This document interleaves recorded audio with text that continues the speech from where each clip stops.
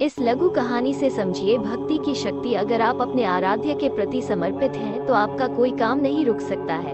यहाँ तक कि भाग्य में खराब लिखा है तो वह भी अच्छा हो जाएगा। एक चिड़िया जंगल में एक पेड़ पर रहती थी। जंगल बिल्कुल सूखा हुआ था, न घास, न पेड़, न फूल, न फल। जिस वृक्ष पर चिड़िया रहती थी उस पर भी सिर्फ सूखी टहनियाँ थीं। पत्ते भी नहीं थे। चिड़िया वहीं रहकर हर समय शंकर भगवान का जाप और गुणगान करती रहती थी। एक बार नारद जी जंगल में होकर जा रहे थे। चिड़िया ने देख लिया, तुरंत आकर बोली, नारद जी आप कहाँ जा रहे हैं?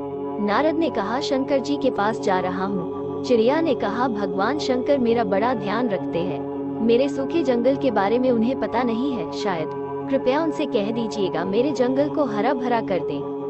नारद जी शंकर जी के पास जाकर चिड़िया के जंगल की बात की।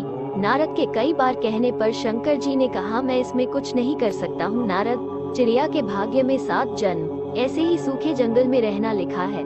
नारद कुछ नहीं बोले। कुछ समय बाद नारद जी फिर वहाँ से निकले तो देखा जंगल बिल्कुल बदला हुआ था। जंगल हरा भरा, हरी घास, फूल, फल लदे हुए थे। चिड़िया का पेड़ फूलों और फलों से लदा था। चिड़िया भी प्रेममग्न होकर पेड़ पर नाच रही थी। नारद जी ने सोचा, शंकर जी ने मुझसे झूठ बोला। नारद जी ने शंकर जी से जंगल के हरे भरे तथा चिड़िया के बारे में पूछा तो शंकर जी ने कहा कि मैंने चिड़िया को कभी कुछ नहीं दिया, फिर भी मेरा गुणगान करती रहती है।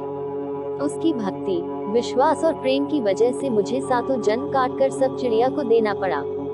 ऐसे दयालु हैं हमारे भोलेनाथ। सीख, भक्ति में शक्ति होती है। अगर आप अपने आराध्य के प्रति समर्पित हैं तो आपका कोई काम नहीं रुक सकता है। यहाँ तक कि भाग्य में खराब लिखा है तो वह भी अच्छा हो जाएगा।